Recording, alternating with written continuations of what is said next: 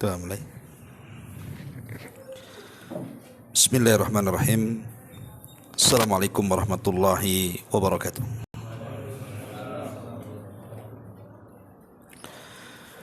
Alhamdulillah wassalatu wassalamu ala Rasulillah wa ala alihi wa sahbihi wa mawalah wa la hawla wa la quwata illa billahi wa ba'du. Kita lanjutkan kembali kajian kita, masih membahas tafsir singkat dari Juz Amma, dan kita sudah masuk pada surah Al-Mutaffifin ayat ke-7 dan seterusnya. A'udzubillahi minasyaitonirrajim. Bismillahirrahmanirrahim. Kalla inna kitabal fujjari lafi sijjin wa ma adraka masijjin kitabum marqum wailun yawma idzin lil mukadzibin alladzina yukadzibuna biyaumiddin wa ma yukadzibu bihi illa kullu mu'tadin athim. Kalla inna kitabal fujjari lafi sijjin. Janganlah sekali-kali begitu. Artinya bicara soal kecurangan dalam berniaga. Sesungguhnya catatan orang-orang yang durhaka itu benar-benar tersimpan dalam sijin. Wa ma adraka mas sijin, tahukah engkau apa itu sijin? Kitabum marqum, kitab yang berisi seluruh catatan amal. Wailun lil mukadzibin, wailun yawma idzin lil mukadzibin, celakalah pada hari itu bagi para pendusta. Alladzina yukadzibuna biyaumiddin, yaitu orang-orang yang mendustakan hari pembalasan. Wa ma yukadzibu bihi illa kullu mu'tadin athim, tidak ada yang mendustakannya tentang hari pembalasan itu kecuali setiap orang yang melampaui batas lagi sangat berdosa. Ma'asyiral muslimin wal muslimat rahimani wa rahimakumullah. Sebelum kita menjelaskan ayat per ayat dari surah Al-Mutaffifin ini, ayat ini menjelaskan tentang para pendusta akan hari kiamat,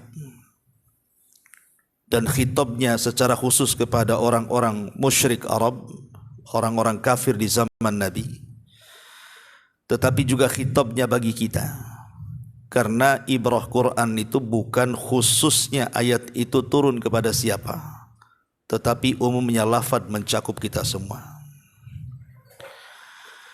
Ma'asyiral muslimin wal muslimat rahimani wa rahimakumullah.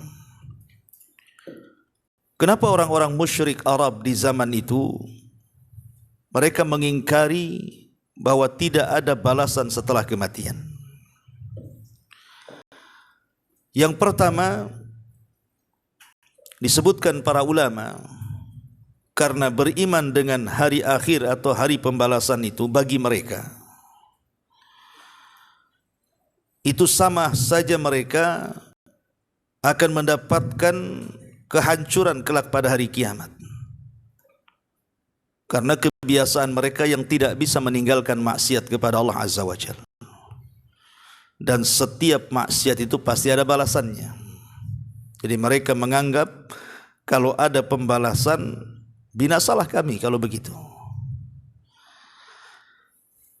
Yang kedua, setiap nikmat yang Allah Subhanahu wa taala berikan kepada mereka di dunia akan dihisab pada hari kiamat. Baik itu berupa harta, baik itu berupa umur, waktu, dan begitu seterusnya.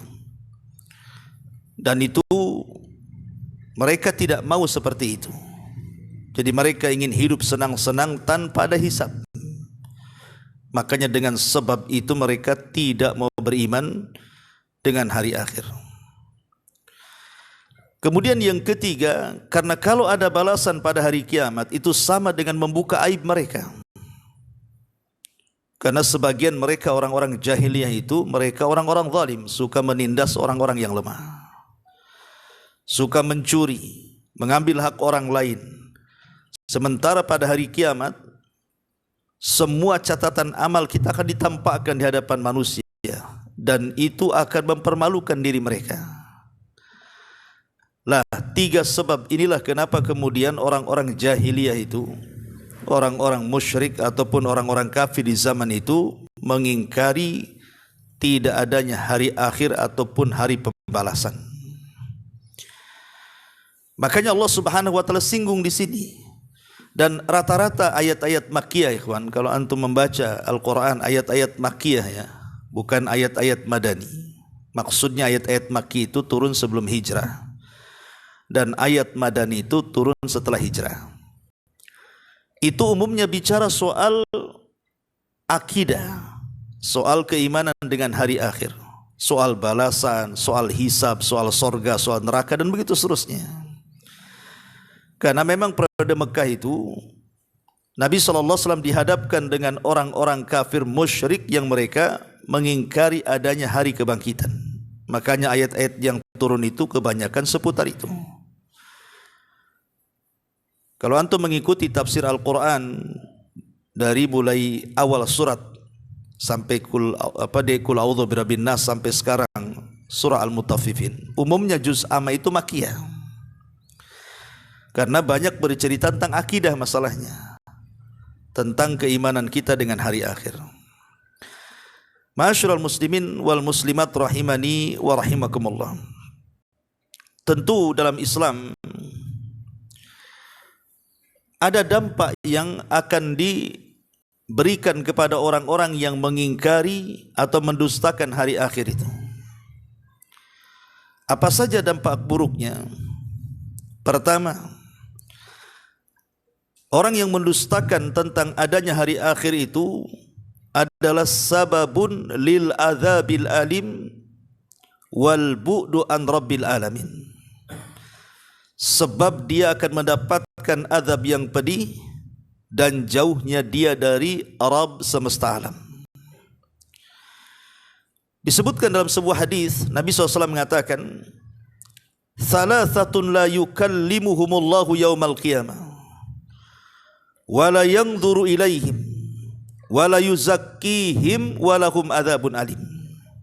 Ada tiga kelompok, kata Rasul, kelak pada hari kiamat tidak akan diajak bicara oleh Allah, tidak akan dilihat oleh Allah, tidak akan dibersihkan dosa-dosanya oleh Allah, bahkan bagi mereka azab yang sangat pedih.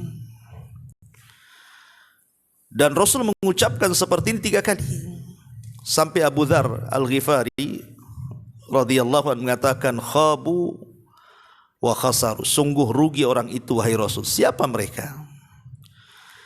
Maka Nabi SAW mengatakan, al-musbil, pertama orang yang isbal, orang yang melembrehkan pakaiannya di bawah mata kaki bagi laki-laki. Kemudian al-mannan, orang yang mengungkit-ngungkit pemberian. Kemudian al-munafiq sil'atahu bil halifil kadhib, orang-orang yang kemudian berani bersumpah dusta untuk melariskan dagangannya. Maka di sini ada kalimat al-kadhib, dusta untuk melariskan dagangannya.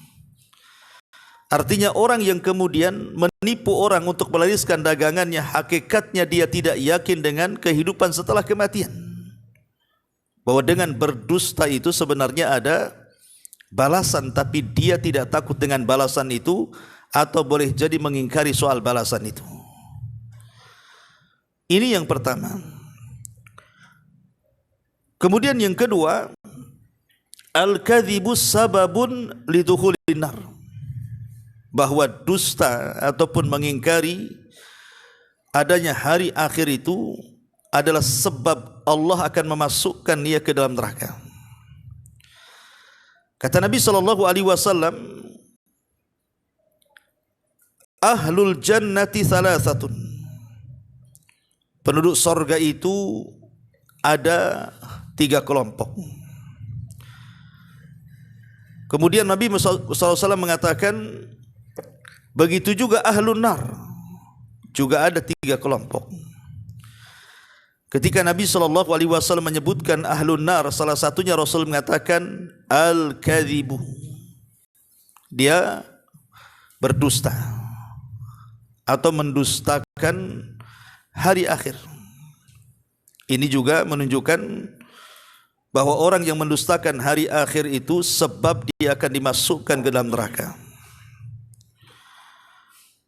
Kemudian yang ketiga disebutkan para ulama, al-kadhibu sababun li hirmani sahibihi an yadkhulal jannah ma'a dakhilin.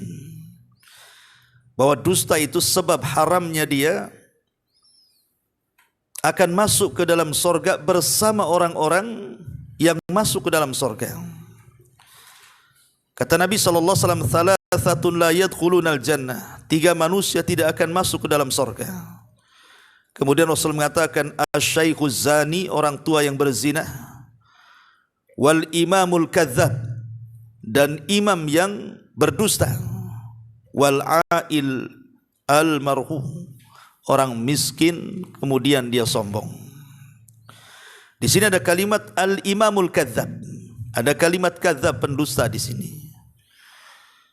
Dan dusta di sini ya umum, mendustakan apa saja.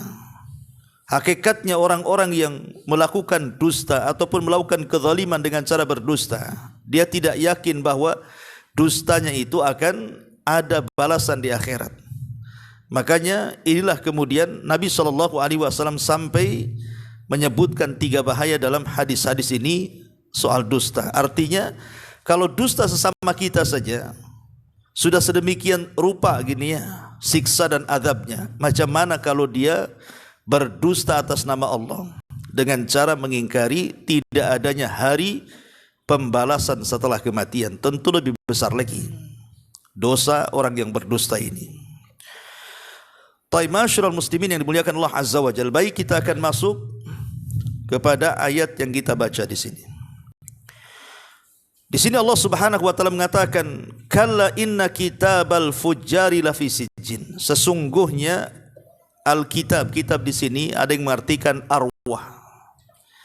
Maksudnya ruh-ruhnya orang-orang kafir. Ruh-ruhnya orang-orang yang kufur kepada Allah Azza wa Jalla ataupun orang-orang fajir, lafi sijjin, berada di sijjin. Kita akan bahas di sini kalimat al-fujur. Apa itu fujur dalam Quran itu? Sebagian para ulama tafsir tentunya ketika memaknai makna fujur ataupun fajir,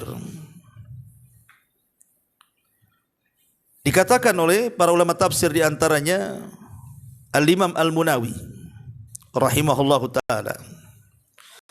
Beliau mengatakan arti fujur adalah al-khuruj an ta'atillah. Dia keluar dari ketaatan kepada Allah Subhanahu wa taala. Maka setiap orang yang keluar dari ketaatan dalam bahasa Arab disebut fajir ataupun fujur. Ada juga yang mengatakan maksudnya fujur adalah al-imbi'atsu fil ma'asi wat tawassu fiha. Orang yang tenggelam dalam kemaksiatan dan dia melebarkan kemaksiatannya kemana-mana. Jadi orang yang banyak sekali macam-macam maksiat ia lakukan, itulah orang fajir namanya. Ada juga yang mengatakan fajir di sini atau fujur adalah mailun anil haqqi ilal batil. Seseorang berpaling dari kebenaran dan memilih kebatilan. Tapi ada juga yang mengatakan fajir ini terkadang diartikan kafir. Kafir dengan fajir itu sama sebenarnya, satu makna. Itulah di antara makna fajir. Lah orang-orang fajir di sini disebutkan di sini kalla inna kitabal fujar. Sesungguhnya kitab al-fujar maksudnya arwahnya orang-orang fajir, orang-orang jahat itu, orang ahli maksiat. Lafi sijin, berada di sijin. Apa itu sijin?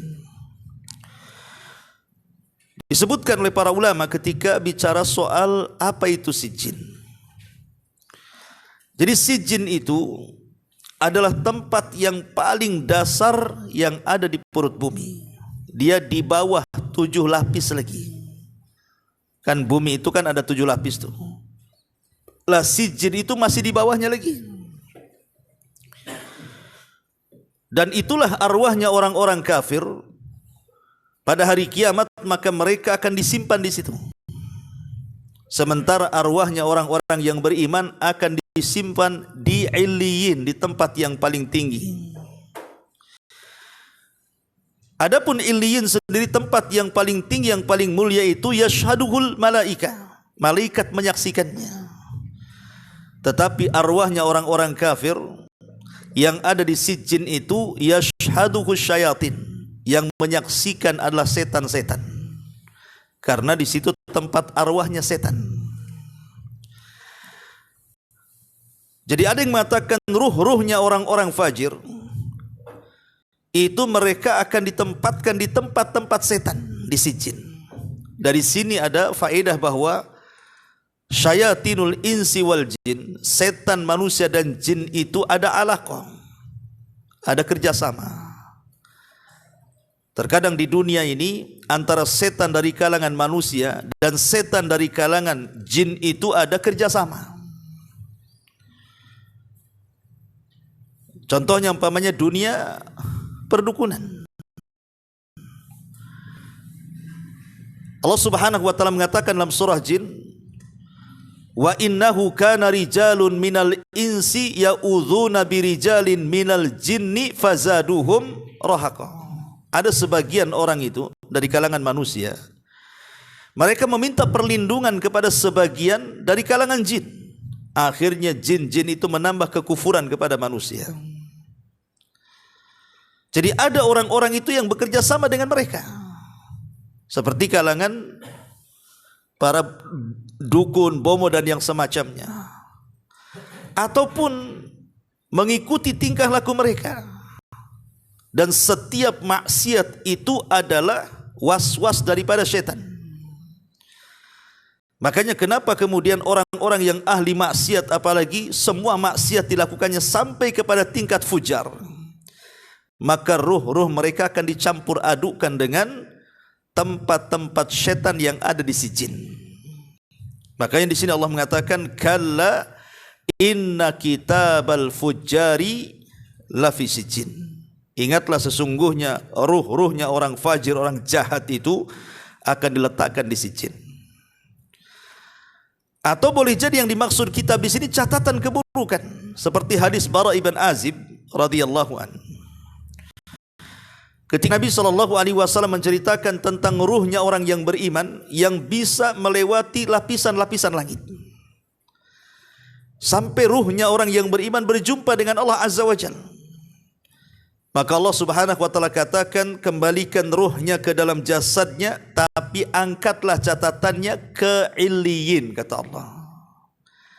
Tetapi orang-orang kafir, maka mereka jangan lagi berjumpa dengan Allah Azza wa Jalla. Pintu-pintu langit saja tidak dibuka. Sampai-sampai dijelaskan di dalam Al-Quran itu la tufattahu lahum abwabus sama wa la yadkhulunal jannata hatta yalijal jamalu fi samil khiyat. Jadi pintu-pintu langit itu tidak akan dibukakan kepada mereka, dan mereka tidak akan dimasukkan ke dalam sorga sampai ada cerita unta masuk ke liang jarum, kata Allah. Lalu dengan ruh itu bagaimana caranya? Allah katakan lemparkan ruh itu, kemudian letakkan catatannya di sijin. Akhirnya ruh itu dilempar, akhirnya masuk ke dalam jasad yang ada di kuburan, maka dia merasa remek badannya, seolah-olah jatuh dari ketinggian. Adapun catatannya, seluruh lapisan bumi menolaknya. Bumi yang pertama menolaknya, bumi yang kedua menolaknya, sampai ke lapisan yang ketujuh menolaknya. Akhirnya catatan itu disimpan di tempat yang disebut dengan sijin, di bawah 7 lapis bumi lagi. Itulah sijin. Ya. Ma'asyiral muslimin wal muslimat rahimani wa rahimakumullah. Kemudian Allah Subhanahu wa taala mengatakan kalla inna kitabal fujjar la fi sijjin. Tentu kenapa orang itu bisa menjadi jahat, ikhwan? Banyak melakukan kemaksiatan kepada Allah Azza wa Jalla. Tentu ada sebabnya kan. Lah di antara sebab orang itu menjadi jahat kemudian menjadi ahli maksiat itu pertama karena dhaful iman, boleh jadi karena lemahnya iman tuh. Makanya definisi iman itu dia bertambah dengan ketaatan, berkurang dengan kemaksiatan. Jadi salah satu orang itu jadi jahat dan ahli maksiat itu boleh jadi karena lemahnya iman, sehingga dia banyak melakukan maksiat. Atau yang kedua karena intisyarul fisqi fil mujtama, banyaknya kefasikan di tengah-tengah masyarakat. Ketika ada orang baik satu berkumpul dengan banyak orang fasik, pasti orang baik ini lama-lama jadi fasik. Karena namanya teman itu akan menarik kan. Jangan itu saya punya cerita, ada seseorang pegawai di pemerintahan itu. Dia mengatakan, Ustadz, pada awalnya saya masuk ke lembaga itu saya ingin merubah katanya. Tapi setelah saya masuk saya dimusuhi orang satu kantor katanya. Kenapa? Karena tidak ikut prosedur mereka katanya. Akhirnya dalam hati saya ini keluar hilang pekerjaan, tetap di situ harus ikut dengan gaya mereka yang bermaksiat kepada Allah Azza wa Jalla. Itu satu kantor, gimana satu kampung coba. Ya. Kemudian yang ketiga terkadang ghiyabu faridatil amri bil ma'ruf wan nahyi 'anil munkar. Hilangnya orang yang mencegah kemungkaran. Boleh jadi mungkin mengajak manusia kepada kebaikan itu mudah ya kan. Tapi kalau mencegah kemungkaran ini agak berat biasanya. Kalau orang ngajak sholat mungkin agak enak gitu ya. Enggak tersinggung orang. Coba kalau seandainya ada orang yang melakukan bid'ah antum cegah. Enggak marah dia. Ya. Atau ada orang yang sedang minum khamr, antum ambil botolnya, jangan, mungkin antum dipukul sama botolnya tuh. Ya. Jadi mencegah kemungkaran itu memang berat gitu ya. Lain kalau hanya mengajak kebaikan saja. Tapi justru ketika kemungkaran tidak dicegat, boleh jadi itu pula yang menjadikan akhirnya banyak orang yang melakukan kejahatan dan maksiat di mana-mana. Atau boleh jadi yang keempat tasahul bil ma'asi. Orang itu memudah-mudahkan dengan maksiat. Ini kan dosa kecil saja, belum dosa besar katanya. Saya kan baru 1 kali, belum 2 kali. Saya kan baru coba-coba katanya, belum kayak si Anu udah kecanduan tuh. Orang kalau kemudian meremehkan maksiat, baik yang besar ataupun yang kecil, maka lama-lama kemudian namanya maksiat itu kan ada kelezatan di dalamnya, ikhwan. Pasti orang yang pernah maksiat pertama, kalau dia tidak cepat bertobat akan masuk ke maksiat yang kedua, dan begitu seterusnya. Maksiat ini ada turunannya, ya. Dan banyak lagi sebab-sebab orang itu terjatuh kepada fujur tadi. Taib, di sini Allah Subhanahu wa taala mengatakan kalla inna kitabal fujjari la fi sijjin wa ma adraka ma sijjin. Tahukah kamu apa itu sijin? Sebenarnya sijin itu dalam bahasa kitanya, dalam bahasa Indonesianya adalah penjara. Si fulan ada di sijin, maksudnya si fulan ada di penjara. Dan penjara zaman dulu itu rata-rata di bawah tanah. Penjara di zaman dulu kan di bawah tanah biasanya. Nanti kemudian dikasih kerangkeng gitu kan. Nah, zaman sekarang iya di atas tanah. Sehingga istilah sijin itu ya di bawah tanah maksudnya gitu ya. Istilah penjara itu. Jadi ruh-ruhnya orang-orang kafir itu akan terpenjara di bawah tanah, dan juga ruhnya orang-orang fajir, orang-orang fasik, ahli maksiat juga akan diletakkan di situ. Kemudian Allah mengatakan kitabum marqum. Kitabum marqum, kitab yang berisi catatan amal. Jadi semua manusia baik melakukan kebaikan, baik melakukan kejahatan, semua ada catatannya. Karena ada malaikat-malaikat itu yang ditugaskan oleh Allah memang untuk mencatat. Salah satunya Raqib dan Atid. Itu mencatat segalanya, walaupun ada khilaf para ulama kan. Karena ucapan manusia itu kan terbagi 4 ya. Ada yang sifatnya pahala semua, 100%. Ada yang sifatnya dosa semua, 100%. Ada yang sifatnya campur aduk, ada pahala dan dosa. Ada sifatnya tidak berpahala, ya tidak berdosa juga. Itulah ucapan manusia, tidak lepas dari 4 perkara ini. Ya. Yang pertama, berpahala semua. Mungkin ucapannya itu dalam bentuk zikir, baca Quran, mengajak manusia kepada kebaikan, dan tidak mengeluarkan kata-kata kecuali yang santun dan begitu seterusnya, maka ini 100% kebaikannya. Tapi ada kemudian ucapan itu 100% keburukannya kan. Yang keluar itu hanya ghibah, namimah, cacian, makian, hinaan, macam-macam. Maka itu 100% itu dosa isinya. Tapi ada ucapan itu dia banding dia. Ya kadang-kadang dia mengucapkan yang baik di satu majelis itu, ya kadang-kadang pula dia menggibah orang. Kadang-kadang menasihati orang, satu sisi rupanya dalam dibalik nasihat itu sedang membongkar aib orang. Ya memang seperti itu. Tapi ada juga kata-kata itu yang enggak mengandung dosa, yang enggak mengandung pahala, kayak antum ngobrol lah sama kawan itu. Tapi ini pun menghabiskan waktu masalahnya. Kadang kalau ngobrol lama-lama ini, kadang-kadang lupa sholat, lupa macam-macam tuh. Lah kata ulama, 3-4 macam kata-kata ini semua akan dicatat malaikat. Walaupun itu bentuknya tidak ada dosa dan pahala. Tetapi yang dihisab itu cuma 2 saja. Pertama ucapan yang mengandung dosa, yang kedua ucapan yang mengandung pahala saja. Tapi sebagai amanah ilmiah para malaikat yang mencatat itu, dia akan mencatat sampai kepada kalimat adu saat sakit pun dicatat. Seperti yang terjadi kepada Imam Ahmad saat sakit. Dia mengerung kesakitan mengatakan aduh. Kemudian muridnya mengatakan, ya Imam, innal anina kalimatun wal kalimatu tuktab, katanya. Ingat Imam, kalimat aduh itu kalimat loh, dan kalimat itu dicatat malaikat. Langsung diam Imam Ahmad. Padahal dia sedang mengerung kesakitan tuh, karena takut dicatat. Ya. Jadi semua catatan itu lengkap di tangan para malaikat. Itulah kitabun marqum. Ya kalau itu catatannya kebaikan, ya tentu diletakkan di Iliyin. Tapi kalau catatannya semua keburukan, maka diletakkan di Sijjin. Kitabun marqum. Kemudian Allah mengatakan, wailun yauma idzin lil mukadzibin. Celaka pada hari itu bagi para pendusta. Kalimat wail, sudah saya jelaskan bahwa kalimat wail ini banyak makna. Ada yang mengatakan kalimat wail ini artinya seseorang mendoakan dirinya sendiri akan kehancuran. Ada orang mendoakan untuk dirinya sendiri akan kehancuran. Itulah namanya wail. Ya. Tapi ada juga yang mengatakan wail itu artinya sebuah lembah di dalam jahanam. Saking panasnya kalau gunung-gunung yang ada di bumi itu dipendamkan di situ, maka akan meleleh. Saking panasnya dan terbakarnya. Bahkan dijelaskan lembah itu bukan hanya sekedar panas, tapi syadidul qa'ri, syadidul zulmi, syadidun natani.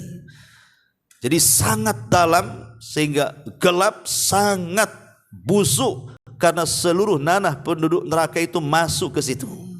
Itulah wail. Untuk siapa wail? Yauma idzin lil mukadzibin, bagi orang-orang yang mendustakan akan hari balasan. Orang-orang yang mendustakan akan hari balasan, maka mereka terancam dengan wailun, dengan wadin fi jahannam, syadidul qa'ri, syadidun natani, syadidul dulmi, sangat dalam, sangat busuk dan sangat gelap. Naudzubillah. Celaka bagi mereka para pendusta. Dusta ini ikhwatu fillah muliakan Allah Subhanahu wa taala, lawan daripada as-sidqu, kejujuran. Makanya Rasul mengatakan, alaikum bis-sidqi, wajib atas kalian jujur. Fa inna sidqa yahdi ilal bir, karena kejujuran itu mengarah kepada albir, kebaikan. Wal bir yahdi ilal jannah, sementara kebaikan mengarah ke surga. Tapi Rasul mengatakan, iyakum wal kadzib, hati-hati kalian jangan berdusta. Fa innal kadziba yahdi ilal fujur. Nah, di sini ada kalimat fujur. Karena dusta itu mengarah kepada kefajiran, kejahatan, kemaksiatan, kefasikan. wal fujur yahdi ilan nar, dan fujur itu akan mengarahkan kita ke dalam neraka. Jangan lagi cerita dusta kepada hari akhir yang sudah saya jelaskan akibat-akibatnya tadi. Kalau seandainya seseorang suka berdusta di dunia saja, itu banyak sekali madaratnya. Di antaranya disebutkan oleh para ulama, yang orang berdusta itu biasanya in'idamur rahati wal amni, hilangnya perasaan tenang, hilangnya perasaan aman. Karena orang berdusta takut ketahuan masalahnya, enggak tenang hidupnya tuh. Kemudian yang kedua, al-kadzibu yumridul qalba, dusta itu bisa membuat penyakit dalam hati. Makanya Allah Subhanahu wa taala ketika menyebutkan akhlaknya orang-orang munafik, yukhadi'una Allah walladzina amanu wa ma yakhda'una illa anfusahum wa ma yash'urun fi qulubihim maradun. Dalam hati orang-orang munafik itu ada penyakit. Karena orang munafik itu ahli dusta, lisannya berbeda dengan hatinya. Kemudian yang ketiga, al-kadzib yungkisur rizqa wa yamhaqul barakah, bisa mengurangi rizki dan menghapus keberkahannya. Sebagaimana Rasul mengatakan, birrul walidaini yazidu fil umri wal kadzibu yungkisur rizqa.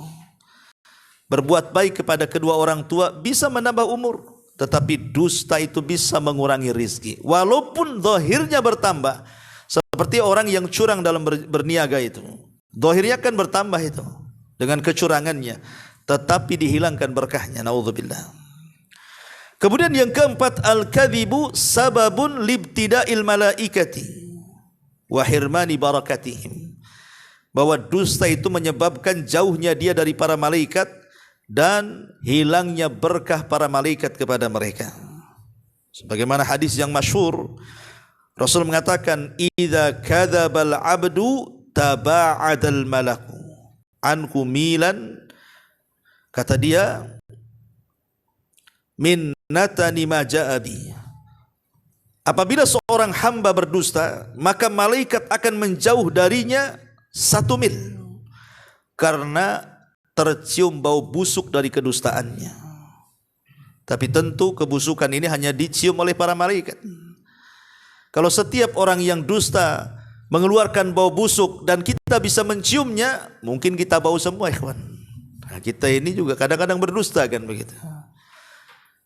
Tapi Allah Subhanahu wa taala menutup aib kita ini dengan cara apa? Tidak ada bau dalam maksiat. Kalau ada bau dalam maksiat itu tidak ada antum mau duduk dengan saya. Begitu juga saya tidak mau duduk juga dengan antum. Ya. Kemudian yang nomor 6, al-kadzibu sababun lihirmani min nikmatil hidayah. Dan yang bahaya, dusta itu bisa menyebabkan orang diharamkan dari nikmat hidayah. Innallaha la yahdi man huwa musrifun kadzab, kata Allah. Allah tidak akan berikan hidayah kepada orang yang melampau lagi pendusta. Dan bahaya kalau tidak dapat hidayah, sementara nikmat yang paling besar itu hidayah. Kemudian al-kadzibu sababun litardi min rahmatillah, bahwa dusta itu menyebabkan diusirnya dia dari rahmat Allah Subhanahu wa taala, sebagaimana disebutkan dalam surah Al-Imran ayat 61. Kemudian juga al-kadzibu yahdi ilal fujur wa sahibuhu muta'awwadu binnar, bahwa dusta itu akan mengantarkan kepada al-fujur, orang jahat, kejahatan, dan pelakunya akan terancam dengan neraka. Ma'asyiral muslimin yang dimuliakan Allah Subhanahu wa taala, ini di dunia ya, bicara soal umumnya dusta.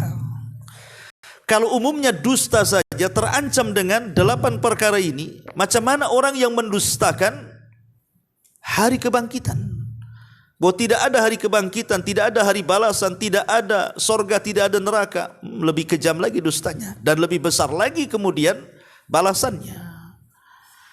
Makanya lihat, ketika Nabi SAW bicara tentang azab kubur, ketika Nabi SAW diperlihatkan ada orang yang dimasukkan celulit di mulutnya, kemudian dirobek sampai tengkuknya. Kemudian ketika celulit itu diarahkan ke sebelah kirinya, hendak merobek sampai tengkuknya, di sini sudah sembuh lagi. Asih begitu saja dibolak-balik itu. Saya bayangkan sampai Rasul mengatakan kepada Jibril, "Ma hadza?" siksa apa orang ini kok kayak gini sekali? Maka kemudian Jibril alaihi salam atau malaikat yang lain menjelaskan kepada Nabi sallallahu alaihi wasallam, orang itu kenapa disiksa seperti itu? Karena fakadzabun yuhadditsu bil kadzbati. Karena orang itu pendusta, suka berdusta hatta tablughul afaq. Dustanya itu sampai melambung ke langit katanya. Dusta sampai melambung ke langit itu seperti apa? Kalau di zaman dulu mungkin susah mencontohkan dusta sampai melambung ke langit itu. Artinya dustanya kemana-mana. Ya. Tapi hari ini kita bisa pahami hadis ini dengan sangat mudah, dengan contoh yang sangat mudah sekali. Ketika orang kemudian menulis sesuatu di internet, tulisan hoax umpamanya, dusta, copy paste, itu sudah tersebar kemana-mana tuh. Kalau orang dulu berdusta itu satu desa lama menyebarnya kan, karena dari mulut ke mulut, dari telinga ke telinga. Tapi sekarang tidak perlu dari mulut ke mulut, cukup antum isi pulsa saja. Itu sudah satu dunia tahu kedustaan antum. Itulah dusta sampai melambung ke langit itu. Lah kalau dusta-dusta seperti ini, lihat siksaannya luar biasa di dunia, di akhirat, dalam kubur. Macam mana orang yang mendustakan hari kemudian? Makanya Allah mengatakan, wailun yauma idzin lil mukadzibin. Celaka, wail pada hari itu bagi orang-orang para pendusta.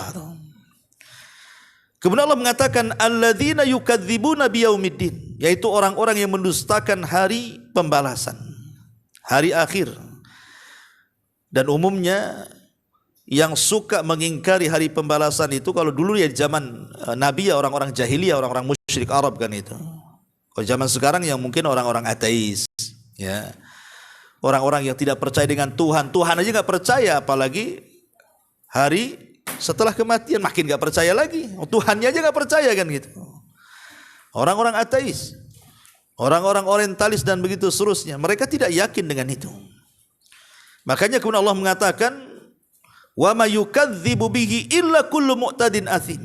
Tidak ada yang mendustakan hari kemudian itu kecuali setiap orang yang mu'tad, melampaui batas, atsim, orang yang banyak melakukan dosa. Jadi mu'tad itu orang yang melampaui batas. Melampaui batas-batas syariat, ataupun atsim, banyak melakukan dosa. Karena orang banyak melakukan dosa itu takut kalau seandainya dia akan dihisap, makanya diingkari, tidak ada kehidupan setelah kematian itu.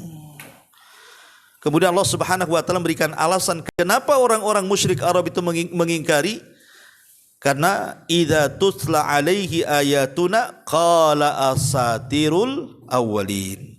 Apabila dibacakan kepada mereka ayat-ayat kami, mereka pun berkata itu dongeng-dongengannya orang terdahulu katanya. Itu dongengannya orang terdahulu.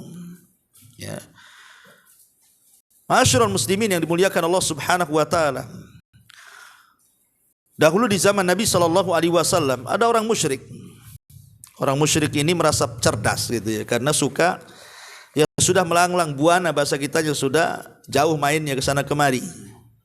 Dan selalu mendengar kisah-kisah di beberapa tempat tentang kisah-kisah fiktif. Banyaklah di negeri kita kan ada juga kisah-kisah fiktif, kisah-kisah yang di desa-desa kayak cerita Tangkuban Perahu gitu ya, Maling Kundang atau apa kan, cerita rakyat tuh kan itu belum tentu juga kebenarannya kan itu ya.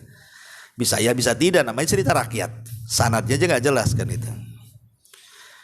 Lah ada orang-orang di zaman Rasul itu orang musyrik yang suka dengan cerita-cerita rakyat gitu, diambil dari negara-negara luar. Ya. Kemudian dia mengatakan bahwa apa yang dikisahkan Muhammad itu tidak lebih hebat dibandingkan yang aku kisahkan katanya. Kemudian dia bacakan kisah-kisah itu. Makanya turun ayat, idza tutsla alaihim ayatuna qalu asatirul awwalin. Apabila dibacakan ayat-ayat Al-Quran, disangkanya itu adalah dongengan-dongengan Muhammad dari umat-umat terdahulu katanya. Karena isinya Quran itu kan tentang kisah-kisah umat dulu kan. Kisahnya para nabi, kisahnya kaum para nabi, kisahnya para pendusta nabi. Kebanyakan umat-umat itu diceritakan dalam Quran. Tetapi ikhwatu fillah muliakan Allah Azza wa Jal, bahwa kisah-kisah dalam Al-Quran itu semua benar. Karena yang mengkisahkan bukan Nabi. Yang mengkisahkanlah wahyu yang Allah turunkan kepada Nabi SAW. Wa ma yantiqu anil hawa in huwa illa wahyun yuha. Bahwa Nabi SAW tidak pernah mengucapkan dengan hawa nafsunya. Yang diucapkan adalah wahyu yang diwahyukan kepadanya. Ya. Ma'asyiral muslimin yang dimuliakan Allah Azza wa Jalla, ini di antara tafsir singkat dari surah Al-Mutaffifin ayat ke-7 sampai ke-10. Wallahu a'lam bishawab. Dah enggak usah banyak-banyak ya. Sedikit-sedikit aja. Mudah-mudahan ada manfaatnya. Sebelum saya tutup, kalau ada yang bertanya silahkan kita buat tanya jawab.